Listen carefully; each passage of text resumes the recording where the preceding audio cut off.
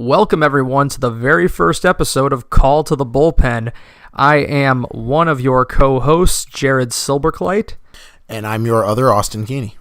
And we are two lifelong sports fanatics who wanted to share our love of sports, particularly baseball and football, although we'll be certainly working in other sports as well, with you all. And this is our outlet for doing so. We will be covering breaking news, results, predictions, speculation on all the happenings in baseball, football, and other sports. We are looking to kind of combine our, differing backgrounds as it relates to sports. I, of course, worked as a journalist for a couple of years for the Hartford Courant, covering sports across all four seasons at the youth, high school, minor league, collegiate, and professional level. And I have quite the background in playing, coaching, all sides of baseball, a little bit of football, mainly baseball, high school, college, umpiring, coaching. So we definitely have some opposing backgrounds, but they should complement themselves pretty well. At least that's what we're hoping for. And with that being said, for our very first episode, we're going to shoot right into MLB Trade Deadline madness, because as of recording, we are just about 24 hours away from the MLB Trade Deadline. Today is July 30th. Time is 3:27 p.m., so in a little over 24 hours, we're going to hit that non-waiver trade deadline. So the first move we wanted to talk about was the Kansas City Royals shipping Mike Moustakas over to the Milwaukee Brewers. I think it was a great move for the Brewers to pick up a solid bat, a solid infielder, really buff that lineup a little bit headed into the tight playoff race across all of the MLB. And also it's a good move for the Royals, who have been on quite the decline the last few years and trying to clear up some cap space, get some new guys on that roster, and really start to rebuild that team since, the last time they won the championship was a couple years ago now, and they haven't really been able to do much since. Absolutely. This is really a prime example of commonly what you see at the trade deadline, a move that really makes sense for both sides as far as one team on the decline looking to free up that cap space and another team that's making a kind of, some would say, surprising playoff push. I mean, the Brewers certainly made the moves in the offseason to get themselves back into contention after teasing it a little bit last year. Now they've been in the thick of the NL Central race all season long, and we're starting to see the Cubs pick up some momentum. I think that their experience the last couple of years has absolutely played a role in that. They're comfortable in those high-pressure situations. They've got players that have been to the dance before. And the Brewers, they're really going to have to keep just stacking that lineup as much as they possibly can. Their offseason moves have paid off. Christian Yelich is leading the NL in batting average right now. And a heavy hitter like Moustakas, that's going to just make things tougher on opposing pitching staffs, help to wear down those starters, get to that bullpen, which is what any good team needs to do in order to have a deep run in October. Yeah, agreed, Jared. And on the flip side of that, the Royals also picked up a solid young pitcher and an even better young outfielder, 24 and 25 years old respectively, so they're really going for that young age rebuild, as we've seen in, like I said, championship teams that are kind of on the decline after a big win. Absolutely. The Royals really, they had a very tight window in order to win that World Series championship, and they succeeded on that goal. But I think with most teams, you see a steady decline over a period of a few years, and with the Royals, it was a very sudden drop-off, evidenced by players being up for free agency. You knew that that window was going to be closing, and they've really pretty much sunk to the bottom of MLB as far as losing players and dropping in what most would say the weakest division in baseball. They've really fallen hard, so it's time to get back to the drawing board. It's time to get younger. It's time to rebuild. They did it once before, and hopefully they're hoping within a few years they're going to be able to work their way back up the standings. But right now it's hard times in Kansas City. Agreed. On the flip side of that, the Chiefs are looking pretty good, so they have something to look forward to with a new young quarterback. But sticking on the side of baseball, next thing we'll talk about is the Nathan Eovaldi trade. And with this deal, the Red Sox are really looking to get an innings eater who can get them to that sixth inning. You've got a team that has one of the best closers in the game, but other than that, not a lot of pen depth. So you want to conserve Kimbrel as much as you can and get whatever you can out of your relievers. So in order to do that, you need starters that can get you into that sixth or seventh inning. They've absolutely got a bona fide ace, Cy Young contender in Chris Sale, of course. But David Price hasn't been, what they've really hoped for. The David Price of old. Exactly. So with Eovaldi, you're getting a pitcher who, from his time with the Yankees, wasn't consistently dominant, but he certainly has a knowledge of the AL East, which I believe was absolutely a factor in the Red Sox making this move. He had a really impressive debut start. We'll see if he can last. Yeah, and on the side of his really impressive debut start, what a great start to start his career with the Red Sox. 7 innings, 4 hits, no earned runs, 5 strikeouts, really giving them a solid win over the Twins the other day, which granted it's not that hard to beat the Twins nowadays, but still the Red Sox seem to keep winning somehow, so... Absolutely, and the Yankees also picked up a starter in J.A. Happ from the Toronto Blue Jays, giving up Brandon Drury and Billy McKinney, and this is another deal to me that really makes sense for both sides, particularly the Yankees, because I think you could agree as a Yankees fan, all season long you're seeing really the team struggling to figure in a lot of these position players, particularly outfielders, as far as just struggling to get guys playing time because they've got so much depth on their roster. It's why guys like Ronald Torreyes have been sent to AAA, and a guy like Brandon Drury, I think, absolutely deserves a starting role on pretty much any MLB team, but when you've got a guy like Andujar coming up, it's pretty hard to keep him out of the lineup. Agreed, and Drury unfortunately wasn't happy with the Yankees, mainly because he didn't have a starting spot. He was bounced back and forth, left and right from the major leagues to AAA, 100 times over, and he really, like you said, deserves a starting spot. So it's nice to see him go to a team that could definitely use him, another team in a rebuilding process.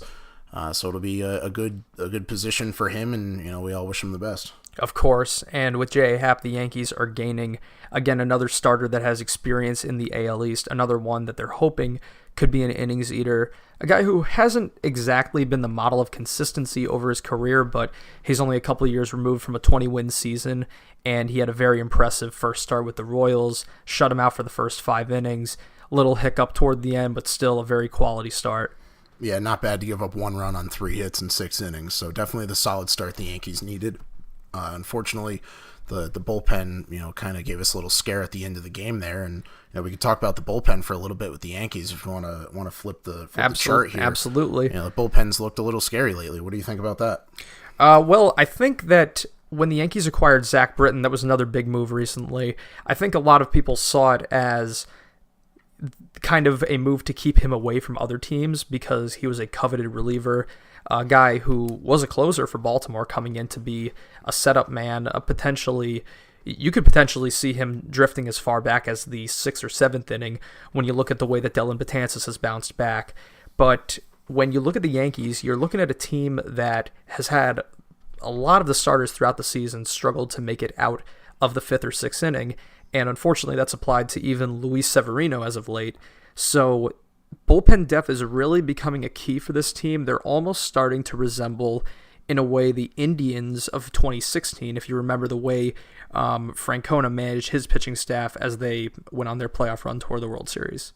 Agreed, and I think a lot has to do with the lack of depth in the starting rotation. There's a lot of injuries. There's not a lot of great starters that the Yankees have right now. So I definitely think the lack of depth, if I could speak, has a lot to do with the bullpen getting a little tired. Yeah, no doubt, absolutely. And you've kind of got a very interesting situation with some of these Yankee starters, especially a guy like CC Sabathia, where you can hear him in interviews. He knows that he's pitching with what he has left. A lot of his velocity has kind of gone by the wayside, and he's a guy who pitches to soft contact at this stage in his career. And that you want that veteran presence, you want that experience, maybe not in excess, but having guys like him and Brett Gardner on this team, I think, are great for the locker room, great for the clubhouse. But from a pitching performance standpoint, when you've got a guy who has adapted to that type of style at this stage in his career, I'm not so certain that Sabathia's current methods are going to be enough to beat a team with the offensive firepower of the Red Sox or the Astros in October. And it could, with him, he's either inducing those ground balls or he's at risk for getting hammered just based on the way that, he's kind of modified his stuff. Agreed, and he's definitely not the power pitcher that he used to be. Unfortunately, with old age, you do lose a little bit of velocity and, tenacity on the mound, so hopefully he can work around those batters, breaking balls, curveballs, sliders, really trying to get those guys off balance, especially with his knowledge of the game and how long he's been pitching. He knows how a lot of these hitters have tendencies at the plate, so hopefully he can really use that skill to his advantage up there. And speaking of the Astros' firepower, the Astros just had a few guys get injured. Correa's on the DL. They just put Altuve on the DL, was it yesterday or 2 days ago now? So, that's a little scary for the Nationals, who are really in a hunt for another playoff. Oh, the Astros, absolutely. It's a big blow to lose. If you ask around, potentially their two best hitters. Altuve, of course, is turning into a perennial MVP contender. And, it's a blow for a team that thankfully has developed somewhat of a cushion in the AL West. They've been up by a few games for a little bit of time now. I think that the Mariners were surprising in the early part of the season, but I think you saw in their games against some of the contenders that they've got just a little too much inexperience in order to be able to hang with the big dogs in the American League. So I think that the Astros are going to be able to withstand this. I think that you're going to see some peaks and valleys with Seattle and with Oakland, but ultimately the Astros still have that rotation depth when you're talking about Justin Verlander and Garrett Cole. So it seems like Altuve is only going to miss a couple weeks. Again, this could have been worse. You saw the Yankees suffer a scare with Aaron Judge as well.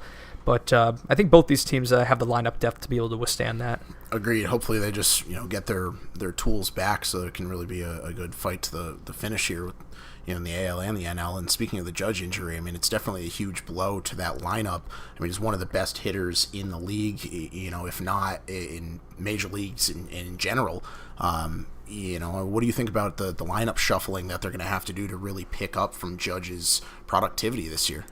Well, I think Judge has had a pretty consistent year overall for the Yankees. I think that you really haven't seen him go too far one way or too far the other way throughout the season. He's kind of just been a guy who, you figure he's going to get 1 to 2 hits a game. He's going to keep a steady home run pace, but he really hadn't blown up at any point in the season.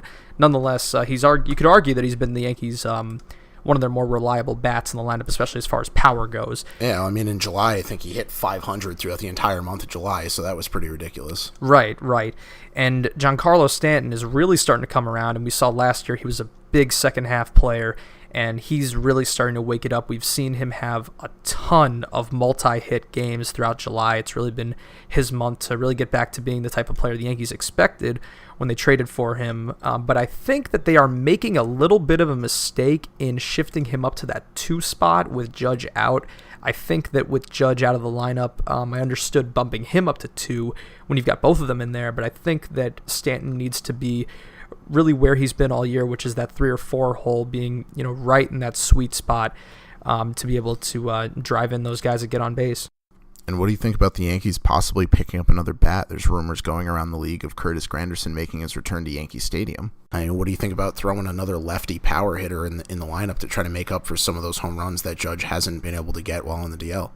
I personally think that the Yankees they've got enough power bats in the lineup. I think that what they're really missing are those guys that can get those timely hits, and that's really where I've really been a huge fan of Andujar this season, because he's just been that reliable bat to get those singles and doubles, to keep moving the chains, keep the rallies going. I think that you've seen with a lot of guys, especially the way Gary Sanchez was swinging the bat a lot of this season, guys that are just hacking for that big home run. Everybody wants to be the hero, but sometimes you just need to get those timely hits to move the chains and keep those rallies going. And I think that's what you've seen, in parts with Judge this season, where he's been the guy to get those walks, get those singles, and load the bases, move those runners over.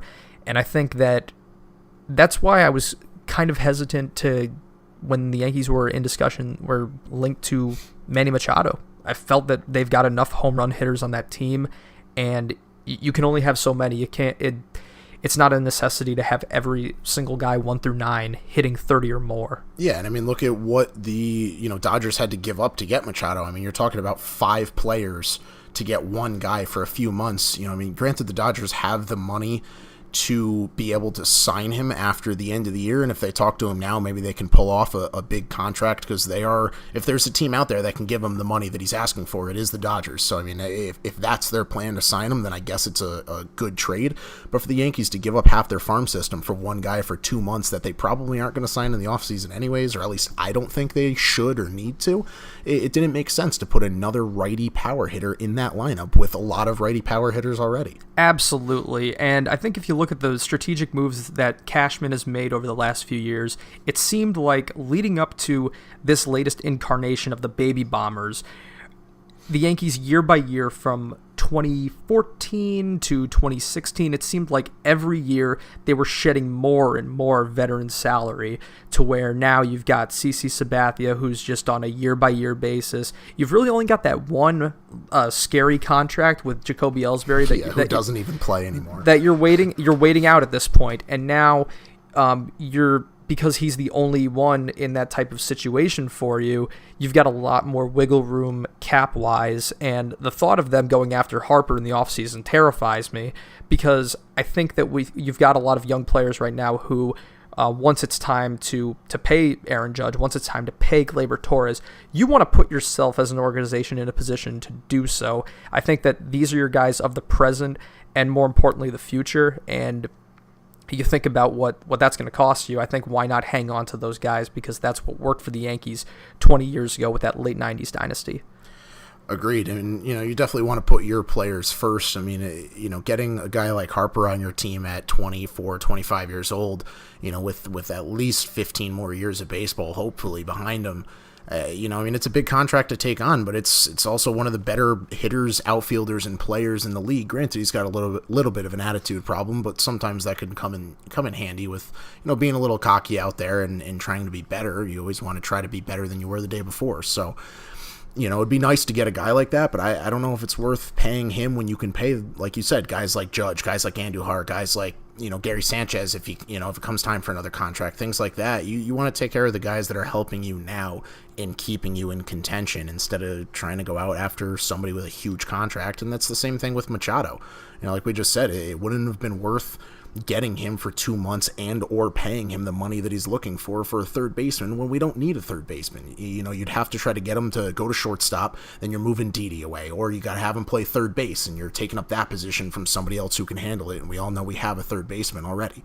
So absolutely, totally agree. And going back to the power debate, that side of the Yankees current lineup situation, I think that they really found a sweet spot when you look at their lineup and objectively say, well, Andujar and Torres have been their two best guys average wise. Why have they been batting so low in that lineup throughout much of the season?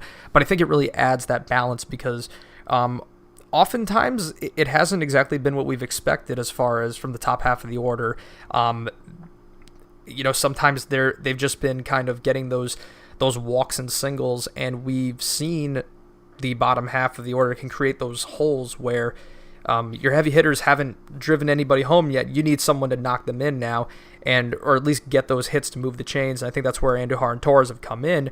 I like Andujar batting 6th or 7th because it just extends the depth of that lineup. It spaces out the bats and creates those complications for pitchers, like who do you pitch to, who are you going to intentionally walk, who do you want to face. Yeah, exactly. And you can't pitch around the 4-5 batter when you have somebody like Andujar or Torres coming up who are hitting 350, 400 in the last week, 2, or even a month. They're going to get on base. It's a solid chance that they're going to hit the ball for productivity. And if you walk Judge and you walk Stanton to get to somebody like Andujar, and he ropes a double off the wall and scores 2 runs, well, what did that really do?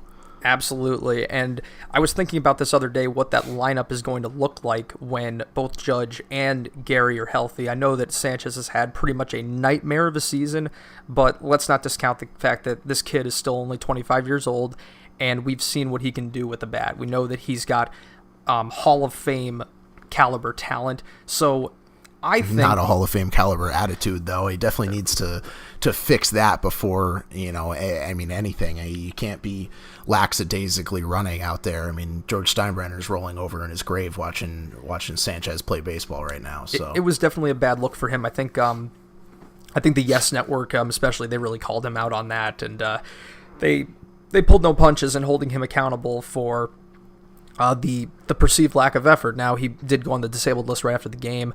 It's possible that he might have been keeping quiet about an injury, but whatever the case may be, it certainly wasn't a good look for him. But that being said, this is still a young player with a lot of talent, so I'm thinking when he comes back from the DL, you've got to protect him in that lineup, put him in the best position to succeed. I think that you put Sanchez at 6th when he returns. This is what I've got for the Yankees lineup when Judge and Gary both return from injury. You lead off with Gardner. Number 2 is Judge. Then Stanton. Then Didi. Glaber. Then Gary Sanchez. Miguel Andujar follows. And then Greg Bird and Aaron Hicks. I think in there, you've got the 2 best average guys on the team. Guys who seem on paper like the biggest lock to get on base, and again, it creates the complication for a starting pitcher to where Sanchez is going to have a lot of opportunities to get on base, and if he were to thrive in that spot, I think that's when you can move him up to the cleanup position, the cleanup spot in the lineup, and now you've got that big 2, 3, 4 scary threat of Judge, Giancarlo, and Gary, which is what everyone envisioned when the season started.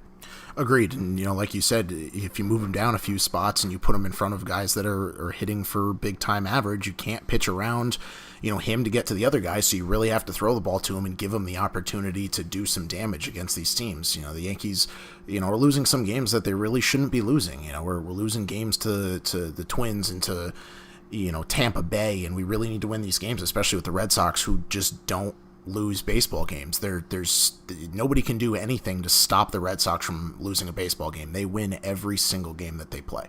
Absolutely, and that's why this upcoming series against Boston is going to be so crucial for the Yankees, because quite frankly, the Yankees they're having a great season. They are on pace for their highest win total in 20 years. Currently, they're on pace for 104 wins. That bests their total from any season since they won 114 in 1998.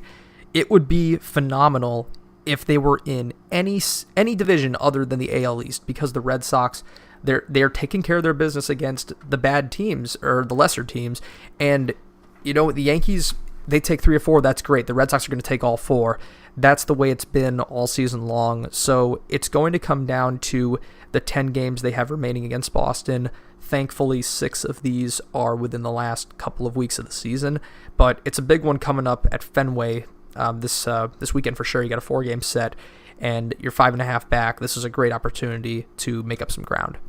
Yeah, I mean, if they can take even 3 of those games and really cut that games back deficit in half, that'd be huge. And like you said, if they were in any other division, especially even in the American League, if they were in the West, they'd be 3 games ahead in the loss column, and they'd be 10 games ahead in the win column in the Central Division. So, they're playing some of the best baseball that you can possibly play. The Red Sox are just that much better. Absolutely. And but one thing that I think will make the difference for the Yankees in the postseason, even if they do go in as the wild card, because that is the road they took last year, and it got them all the way to Game 7 of the ALCS, it's going to be that bullpen depth, because the Yankee lineup has shown throughout this season, even against the top-tier starters in baseball, that they have the ability to wear pitchers down and drive up those pitch counts and just stay alive. You've seen a lot of patience at the plate, really top to bottom. Even a guy like Judge, who takes a lot of flack for his strikeouts, and Stanton, they've been able to work those counts and work those walks to get on base and get that pitch count toward that 100 threshold in the 6th inning, and that's what separates the Yankees from the Red Sox, or what's going to, is the fact that they have that bullpen depth. They've got, with the resurgence of Dellin Betances, which kudos to Aaron Boone, all the flack that he's taken. He put his faith in Betances to give him a second chance and let him rediscover that all-star form. And I don't see it on the Red Sox side of things as far as creating that bridge to Craig Kimbrell. Agreed.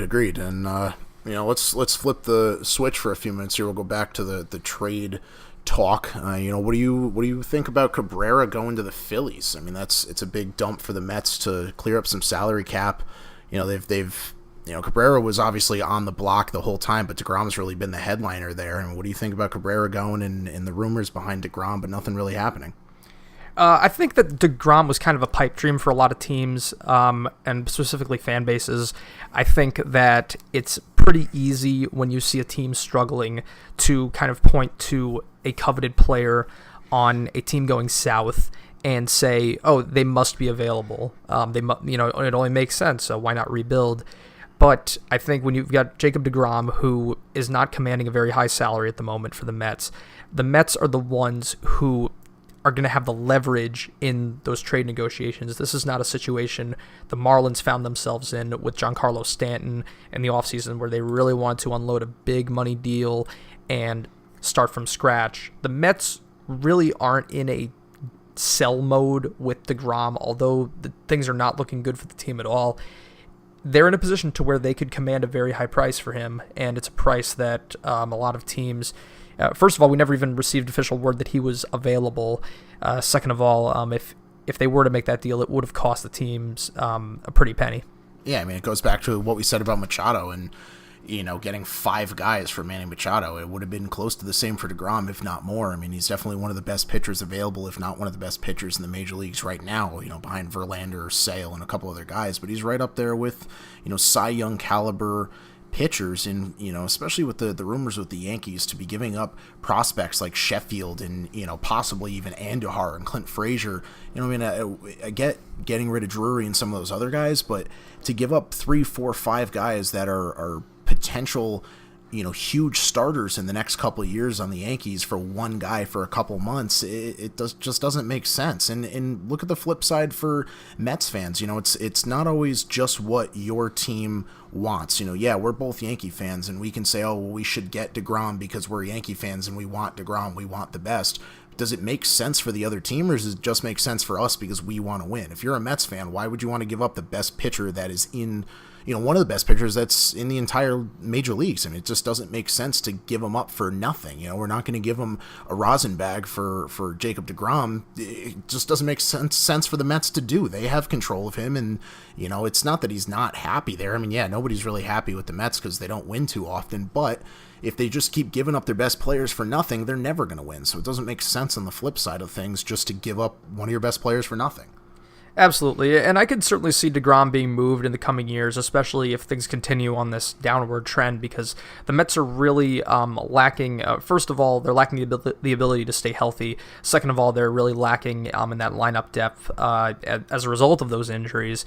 I think that it really comes down to conditioning with that team, because it's just been too bizarre of a pattern to see player after player getting hurt, no matter where they come from. Once they join the Mets, it just seems like somebody's got a voodoo doll made of them ready to go. And I think that if things continue on this path, then once deGrom inches a little bit closer to free agency, the Mets are going to realize that they're going to need to enter a rebuild. And at that point, you could see him being moved for a more considerable package of players to start building that foundation all over again. But I have to say this is a very unfortunate situation for Mets fans, because I think when the team made that surprising World Series appearance a few years ago, most people would have said that they were ahead of schedule. You look at that young core of pitchers, you thought that this has the makings of a dynasty. And with the way things have transpired with Matz, with Harvey, and even Syndergaard has found himself on the DL the last couple of years, it just hasn't panned out that way at all. Agreed. And I mean, what do you think about the whole Cespedes not telling the team that he needed surgery and showing up one day and being in the lineup, and then the coach finding out that he wasn't even playing? What's up with that? Is there lack of communication? Is there lack of respect for the hierarchy in the Mets system? It's a difficult subject to comment on for sure, because it's hard to tell. It's easy to look at the player in that situation and to call them out for selfishness, but I think when you have a situation like the Mets have had with injury after injury, and a guy like Cespedes, who is expected to be that guy to put the entire lineup on his back and be the hero, you're almost afraid to bring it up. You don't want to bring it up. You just want to try to fight through the pain, and you're almost going through. I could see him going through in his head thinking, "Oh, I can't. We've already lost so and so and so and so and so and so. I can't go on the DL as well. I can't be injured. If anybody's going to stay healthy, it's got to be me." And we've heard a lot about the coaching staff not having the greatest control over the players, but from the players' perspective, it's got to be difficult because you want to be out there every day for your team. I agree. So you think it was more of he was masking the injury so that he can keep playing more than it was a disrespect or a lack of communication kind of thing? I think so too. I think it's comparable to the Gary Sanchez situation where with Gary, he wasn't fully recovered from that groin injury. He re-aggravated it, and he didn't say anything because up until, he was probably thinking the same thing, like, oh, I've got this 188 batting average. I've got to show the team. I've got to show everybody that I'm better than this, that I can be that slugger that they want and need me to be, until it becomes glaringly obvious that, yes, I can now physically see that you are hurt. You can't hide it any longer. So I could see Cespedes certainly, especially if he's a guy who's very prideful and wants to be out there, that he's gonna try to mask that injury as best he can, and unfortunately, he got to a point where he couldn't do that any longer. Yeah, agreed. And sort of staying on the topic of the Mets and Matt Harvey, who we mentioned before. I mean, what do you think about him sort of resuscitating his career over in Cincinnati? I mean, he's now talk of trade talks to be on a contending team for the playoff push. I mean, he hasn't been pitching that terribly in Cincinnati, and he looked like he wasn't ever going to pitch in baseball again when he was still in the Mets. I think getting out of that major New York market had to have helped him. I think that it's something that you could say for a lot of players across many different sports that have left the New York area. You saw it in baseball, if we're looking at a guy like A.J. Burnett, who was absolutely crucified by the New York media in his last couple seasons with the Yankees. All of a sudden, he goes to Pittsburgh, and he's the pitcher that everybody thought he was with the Blue Jays. Some guys, when they're outside of that mass media market, they go to a smaller market team, especially a team like the Reds, who they were given their last rites in April. This entire season was essentially considered a project for them, and it's really paid off. If you look at the way that they've played since that dreadful start to the season, they've been perfectly okay, which for where they're at, and everybody has the understanding that they're still a few years away from contention. You look at a guy like Eugenio Suarez. I mean, they've not really gone all that terribly for them. So that's a perfect low-pressure situation for a guy like Matt Harvey, who has shown that he has the capacity to dominate hitters in this league. He's still fairly young. He's not 30 yet. He's still got plenty of time to right the ship. Yeah, and it's almost like a Sonny Gray story also. Sonny Gray was one of the top pitchers in the entire league over in Oakland, and he comes over to, like you said, the mass media New York market, and unfortunately hasn't been the pitcher that he was over in Oakland. And he's even the talks of some trade talks. The Braves are interested in him, things like that. Where maybe if you get him out of New York and get a contending pitcher or another bat like we talked about for the Yankees, it might, help Sonny Gray out to be in a different market. I mean, he would win a game over in Oakland, and maybe there'd be one or two reporters in the locker room talking to him. You come over to New York and you win a game or even lose a game, especially now when he's not pitching that well, and he's got 100 different people with microphones and video cameras and recorders in his face talking about how badly or how well he pitched. It's definitely tough, and I could see the Yankees maybe even moving him for either a different pitcher that can maybe handle the pressure or even a bat. Absolutely, and it's a good thing that you mentioned the New York media market and the pressure of playing for a contending team, one that carries expectations, because especially when you're a pitcher, it's tough. I mean, as a position player, it's almost easier, especially if the guys around you are picking up the slack. Nobody's going to notice. But I mean, when you're out there on the mound and you're expected to go 6-7 innings for your ball club, and half the game rides on you and your pitching performance, you want to make sure that you're in the right frame of mind to succeed. And dealing with the pressure of the bright lights in the big city, and a team that's expected to. Last year, they went to Game 7 of the ALCS, so naturally the only next step could be considered a World Series championship. So it's a lot of pressure to deal with. And there's some players like Derek Jeter, of course, who not only delivered under pressure, but they almost thrived. They thrived under pressure. They loved. You learn to love that situation and channel that energy into. Not only am I comfortable, I like this. You have to love that situation. You have to love the competition in that setting, and it's sometimes not. And let's think about the transition too, because you're talking about Sonny Gray coming from Oakland. Really had not been in that environment before with a packed crowd that's really like banking on you to deliver. And it's all about it's finding not only the right caliber of talent, but sometimes it comes down to character and having that right mindset. Yeah, it definitely comes down to character and confidence and, like you said, being able to thrive under the bright lights.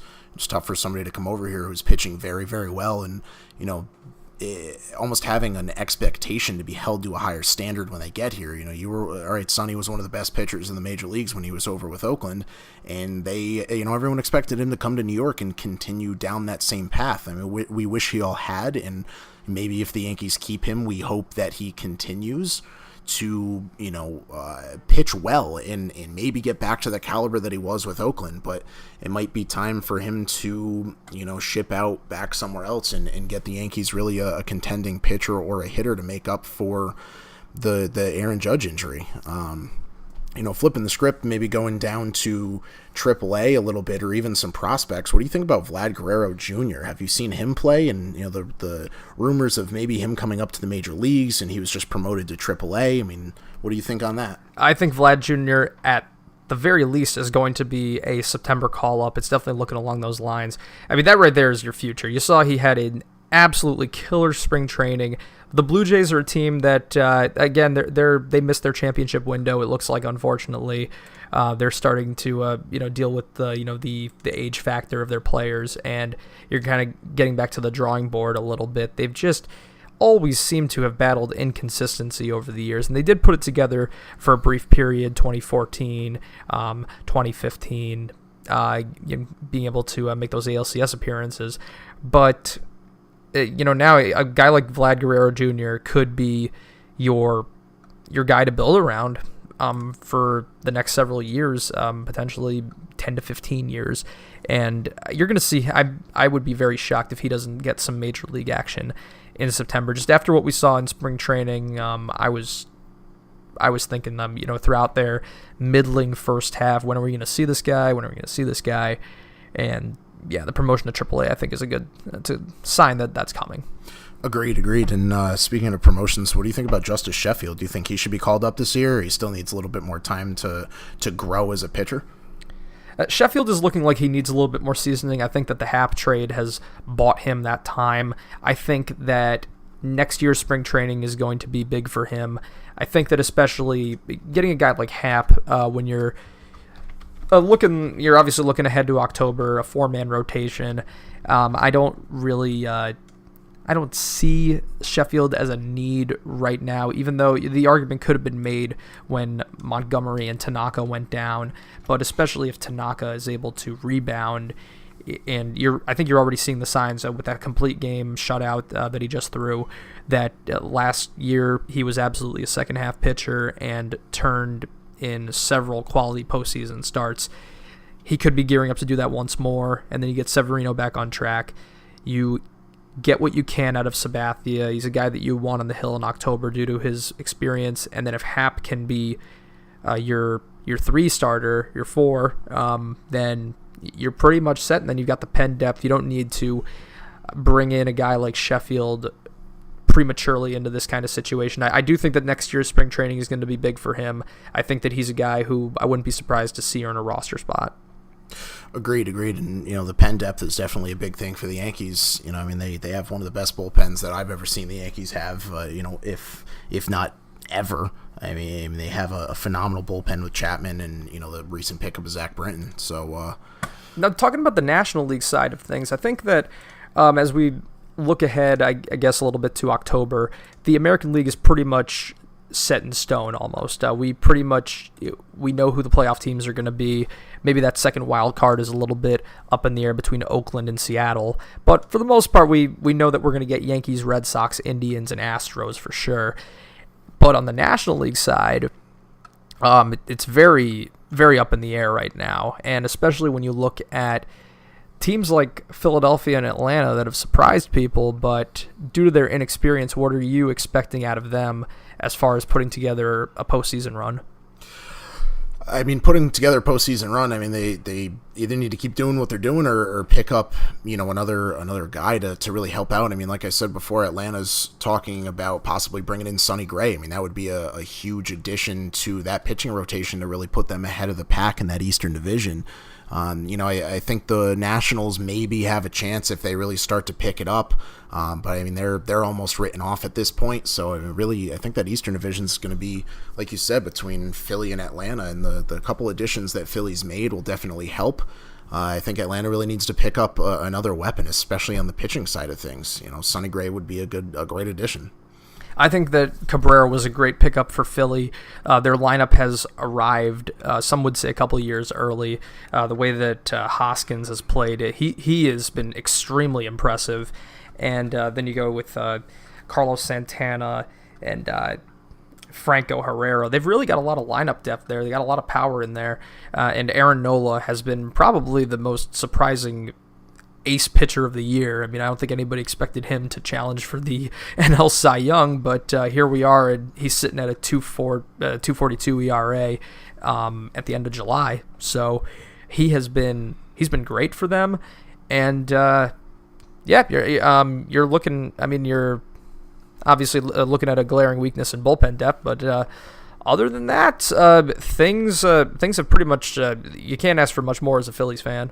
Yeah, agreed. On a season that really nobody expected them to do anything. I mean, I know I even went to a Mets Phillies game earlier in the season, and I was making fun of the Phillies for being absolutely atrocious. And here we are, and they're actually in the top of their division. And we were, not that we were rooting for the Mets, but obviously we were in their stadium, so we were kind of expecting something out of it. And they're topping every team in the National Division. So.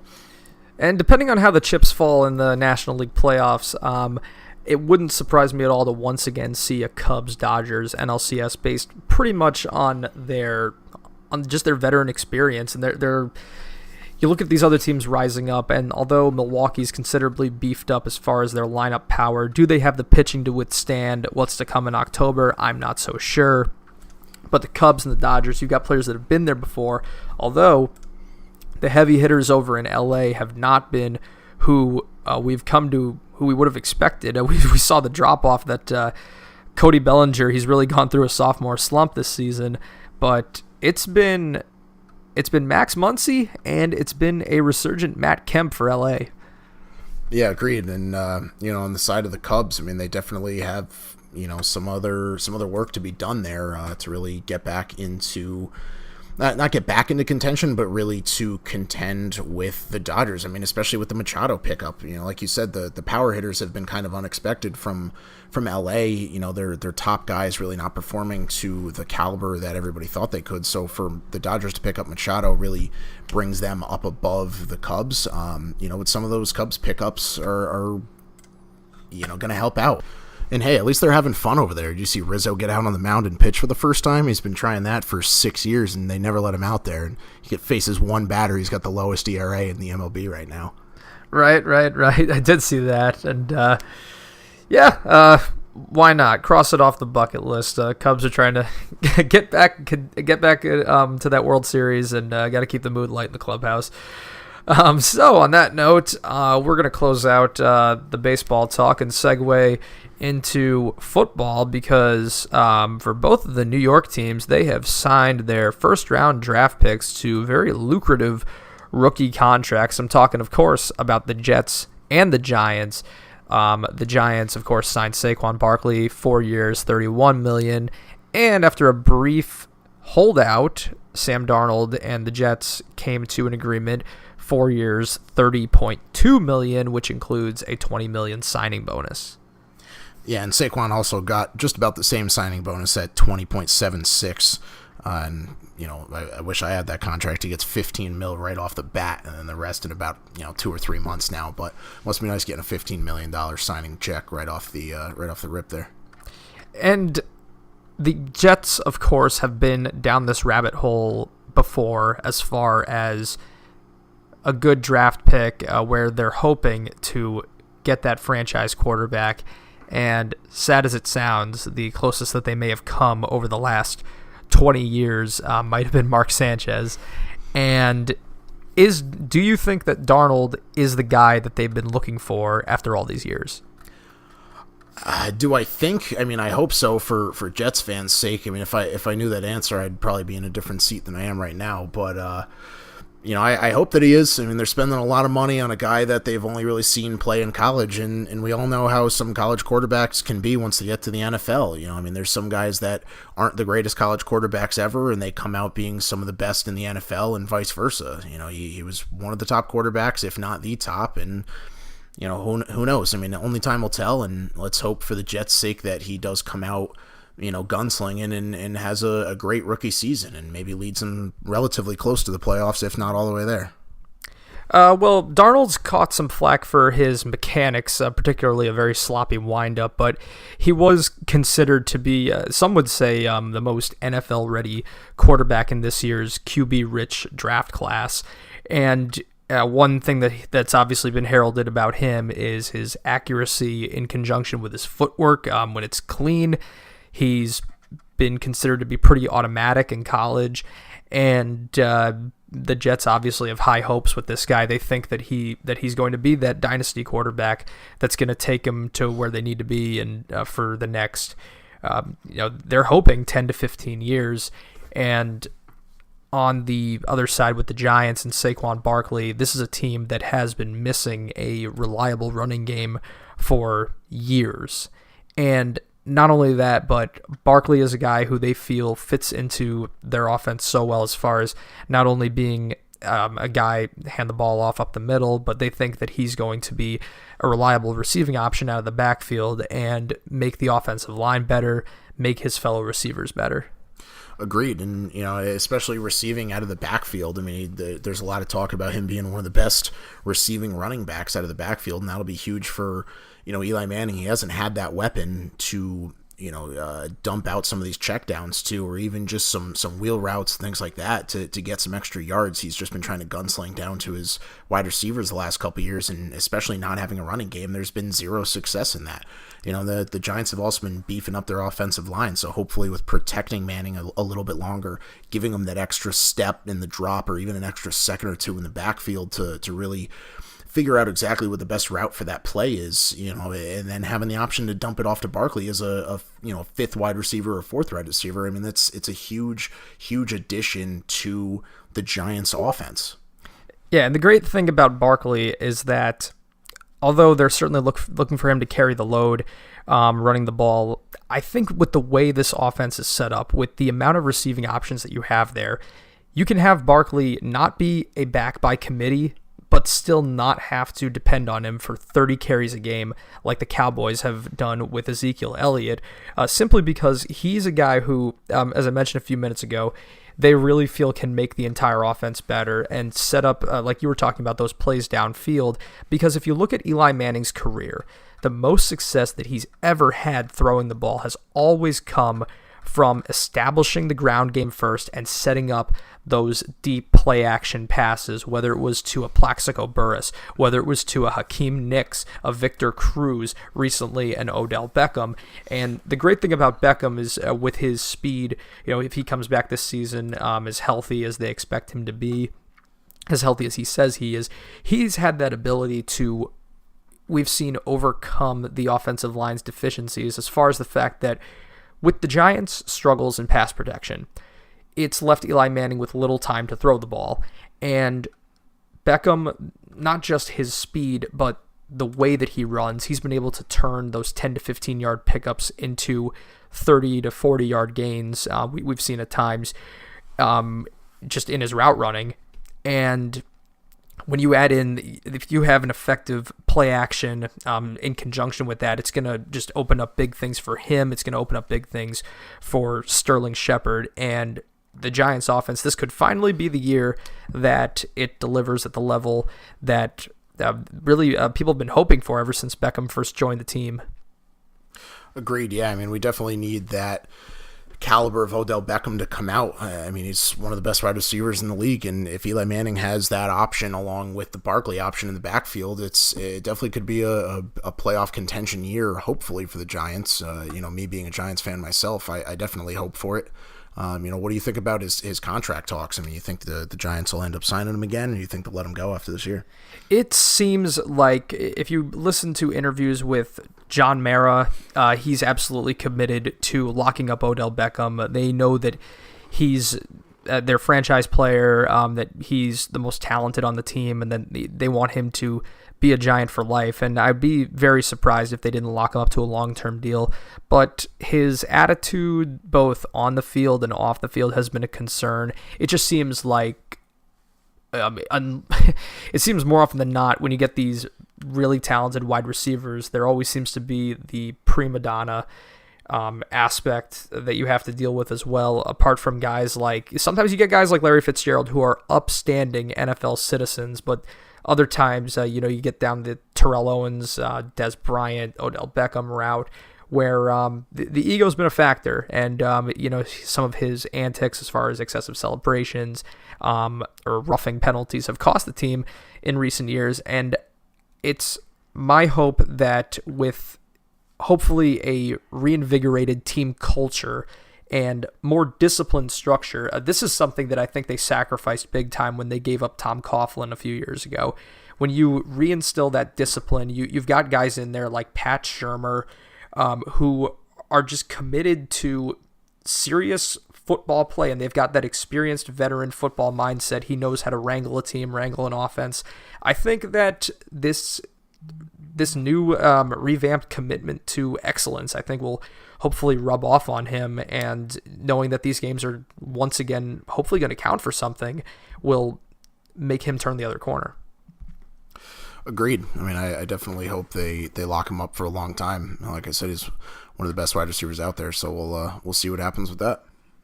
Absolutely. And on that note, you also heard Eli Manning talking about the strides that Sterling Shepard has made in the offseason. It sounds like he could be on the brink of that 30-year breakout, so that's going to just add even more depth. So you look at the Giants, and this is a team that on paper, again, we saw how much on paper counted for last year, that this is a team that certainly has the capacity for contention, even a year removed from 3-13. But that's the great thing about the NFL, is that it's so dependent not just on pure talent, it's dependent on chemistry, it's dependent on coaching and preparation. Agreed. Let's look at the Browns. I mean, the Browns have a great roster this year with all the additions, the trades, the draft picks that they've brought on. I mean, where do you think they end up this year? I mean, obviously they didn't do too well last year. So, I mean, what do you think? 5, 6, 10? The Browns definitely have the capacity for a bit of a bounce back as well. This could potentially be their most successful season in a few years. It's a tough division to play in, though, not just in the caliber of talent that a team like the Steelers possesses for sure, but just the AFC North has always developed a reputation for playing some of the toughest, most aggressive football in the league. If you've ever seen a Steelers-Ravens game, if you've seen a Steelers-Bengals game, Ravens-Bengals, it's just smash mouth, brutal. It feels like a fight. There's always, it's sometimes too far in the realm of penalties and injuries. If you looked at that Steelers-Bengals playoff game a couple years ago, it was just straight up ugly. And that's one thing that you have to contend with in that division. So, that's going to be a factor for some of these young players coming in. But it seems like the Browns brass finally, they've revamped that aspect, and you've got people in there that just seem to, again, be interested in developing more of a winning culture. And I think that is what has held back a lot of these great players over the years that have come through the Browns organization, and they've come out the worse for wear. Agreed. What do we think about Julio Jones? I mean, he's trying to be a Falcon for life, so he says. I mean, that'd be a great pickup for the Falcons to keep him for quite a long term. Right. And with the Falcons, you've got a team that that championship window could be closing soon, but you've got a veteran squad. You've got some very talented players, especially on the offensive side of the football. Not going to be around forever, but just a couple years ago, they of course came so close to knocking off the Patriots in the Super Bowl.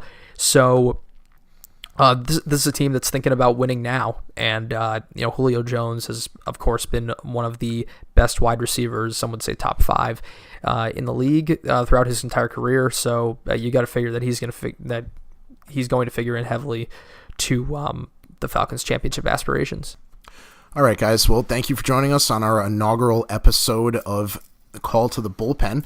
Please feel free to like our Facebook page at Call to the Bullpen and share our Spotify page. Send us any feedback that you can think. I'm going to include our podcast email in the description or in the bio. Jared, what do you got? And be sure to follow me on Twitter at Jared Talks Loud, and like me on Facebook, facebook.com/Jared Talks Loud. And Austin, I believe, isn't quite up to par in the social media game, but he's working on it. And thank you so much for listening, guys. And we will be right back here next week with the fallout from the baseball trade deadline, any last-minute moves. And we're going to continue to assess the teams who are in contention and out of contention as we gear up for the final third of the season. And with that, I'm Austin Keeney. And I am Jared Silberkleit. And this is Call to the Bullpen. We are hanging up.